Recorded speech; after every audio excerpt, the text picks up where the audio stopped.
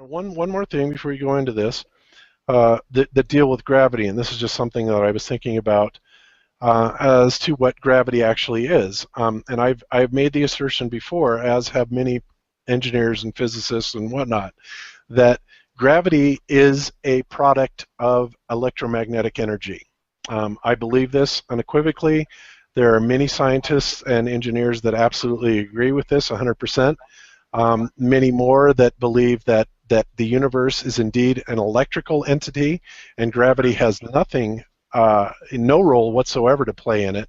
But the very thing that we are perceiving as gravity is actually an electromagnetic effect. And I'm going to try and give a little bit of an explanation as to how that works. So I'm going to read what I wrote down here, and then I'm going to try and explain it a little bit more in depth. So here's what I wrote. Charged particles in a magnetic field react at 90 degrees from the dielectric inertial plane, much the same as a gyroscope reacts at 90 degrees from its rotational plane. Since everything in existence is made from charged particles, then everything in existence will be affected by this 90-degree magnetogyroscopic field we mistakenly call gravity. It is also the field that literally determines up from down. Gravity, coincidentally, just happens to obey the very same inverse square law as all electromagnetic waves do and must obey, proving beyond any doubt that so-called gravity is nothing more than a well-known electromagnetic wave effect. Electricity is the only force in the universe. Okay, so I'm going to go beyond that, and I'm going to talk a little bit about spin. Okay. Now, spin appears to negate gravity, and we know that by taking a gyroscope, and when you spin it up, it's funny, but you've seen the videos where people can take a spinning object that's really heavy, and they can lift it up literally with one finger, because the anti-gravitic field or effects of a gyro actually do tend to negate gravity, okay, or what we're perceiving as gravity, but it's not really negating gravity. So when you spin an object, its magnetic field generated via its atomic charge becomes a closer relative motion and more resonance to either the centripetal or the centrifugal lines of force from the plane itself, which then negates or attenuates the downward magnetogyroscopic pressure we are misinterpreting as gravity. Now, what that means is this. It means simply that when you spin an object, the faster you spin it, the more it tends to negate the forces of gravity. Okay? There is an example, and actually let me bring this up. There's a guy named Bruce De Palma, okay? And Bruce De Palma did this amazing experiment called the spinning ball experiment. And essentially what it was, and I'll just kind of give you a little overview of it, is that when you spin a ball, and I think in this particular experiment, he took a ball and he spun it up to, I don't know, 20,000 RPM or something like that. 20 or 30, or 27,000 RPM, I'm sorry. Here it is right here in the chart. And then he launched it up in the air with a calibrated mechanism that, you know, would apply the same force vertically every single time. So he did it, he launched a ball that wasn't spinning, okay, and that ball took a curved parabolic path, okay, and then fell back down.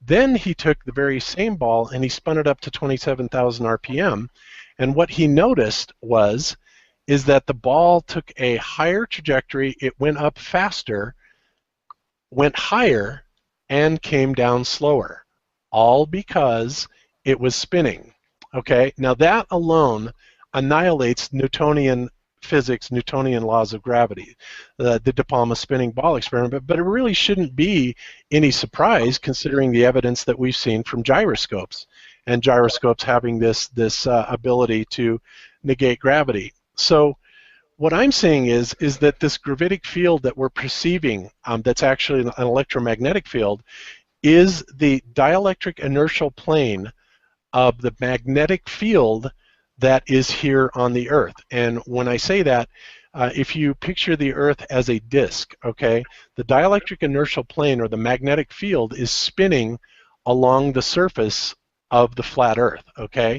which means that it will have a torsional effect of 90 degrees to that. Just like when you take a gyroscope and you poke it like on the top, what will happen is it will react 90 degrees away from that area that you poked it at, because that's where the force is transferred. It's actually transferred 90 degrees away from the point of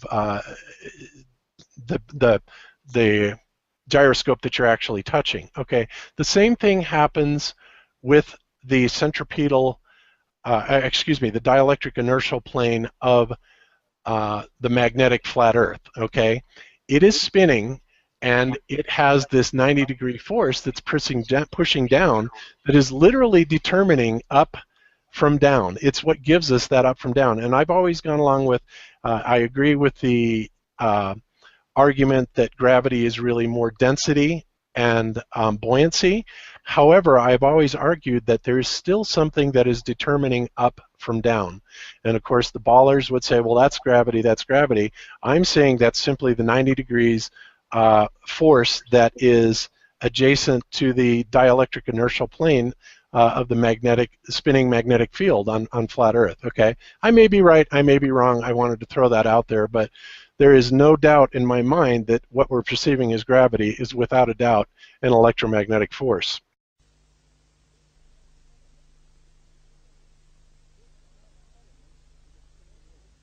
This is an experiment with a spinning wheel, a rather large wheel, 13 inches diameter, mounted in a ball bearing on a shaft 3 feet long.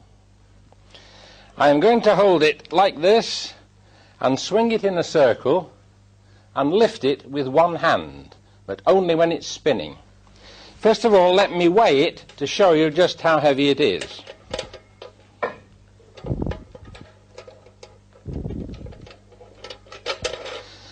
As I talk, you'll see that lifting it is quite an effort. It weighs about 40 pounds, and I can't lift it any higher than that without a lot of strain. So now we'll spin it up to 2,500 revs a minute, at which point it becomes a live thing.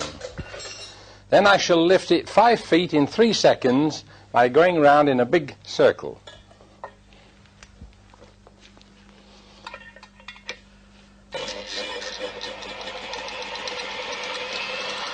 Whilst I'm doing it, I shall talk to you so that you shall tell from my voice that I'm not under any stress of any kind.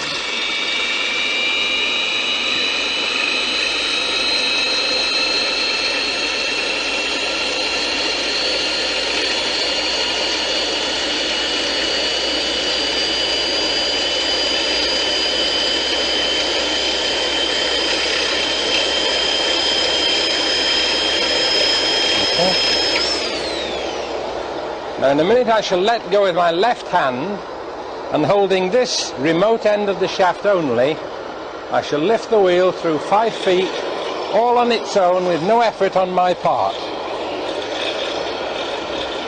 All I do is apparently just to steer it along a path that it's already decided it would like to go.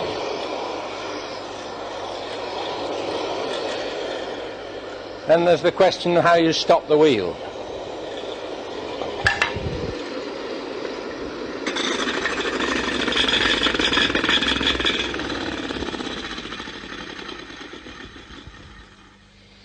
At that speed, that wheel has enough energy to throw itself 200 feet in the air. Did you notice that as it went round in a circle, there was no centrifugal force trying to pull my arm out sideways? Let's just do it once more. To save time, we've already spun it up. So here goes 40 pounds of wheel as light as a feather. This is not a conjuring trick. This is a fact of science. Watch it again carefully. A fact about a spinning wheel that so far everyone has missed.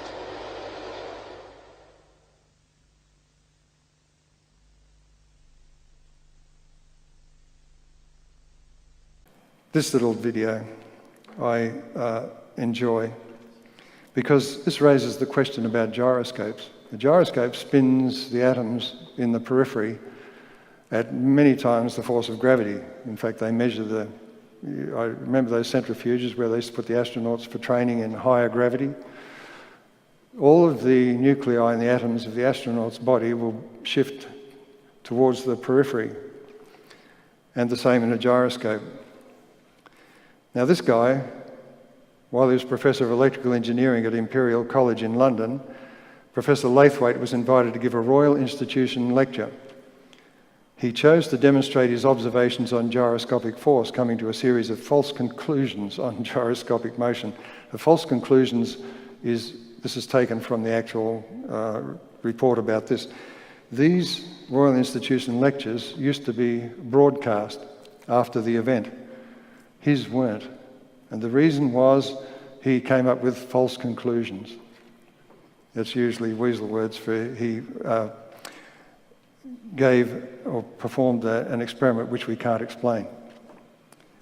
Now there are mathematical equations which appear to explain it, but it uses mass and acceleration and gravity and so on in those equations. And since they're not understood or defined properly, you've got to ask whether the mathematics really works. And the scientists were so uncomfortable with this demonstration that they prevented it being sent because it was false conclusions. These can actually be seen on the web at gyroscopes.org. But here's an opportunity to analyse gyroscopic motion from a new physical standpoint, and doing so may give clues to defeat gravity using materials science as well as physics. The offset of the atomic nuclei in a spinning gyro may be many times stronger than that induced by Earth's gravity, and of the opposite polarity, because here the outer part of the gyro is more positive. It's the positive end of the gravitational dipole.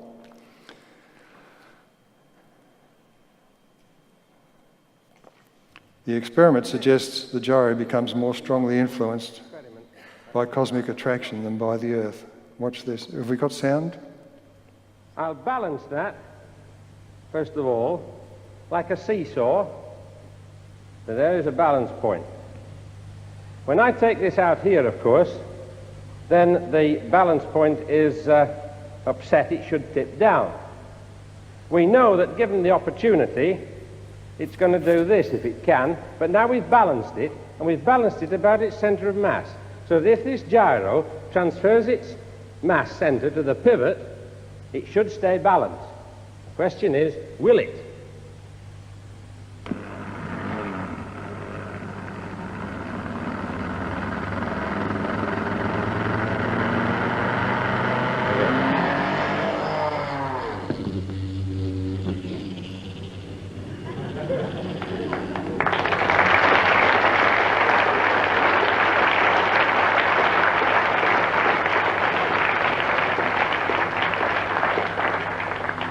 Let those who say I cannot make a body appear lighter than it is come and pull holes in that one. Now, what I'd suggest here is that using the electric universe model is an opportunity for mathematicians to apply the electric universe model to try and explain that. And also with these experiments which show an apparent loss of weight, they may be better understood using the electric universe approach.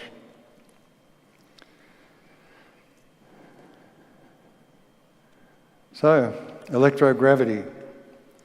The path since Faraday to the discovery of the electrical nature of gravity has been lost in the 20th century by a return to mathematical mysticism, assisted by computer-generated virtual reality. The path is regained, as Peter Modell, who I think may be here, in the audience, he writes in his book, Making Sense, by describing carefully our experience of processes that deliver meaning, we can arrive at an understanding of what is involved. The intuition of the experimentalist Faraday should have carried more weight than later mathematical speculation, because he had the experience of electromagnetic processes that delivered sufficient meaning for the invention of the electric motor. Electric currents in plasma naturally form repeated rotating patterns of matter from galaxies to stars and rotating weather systems on Earth. Science needs to be simple.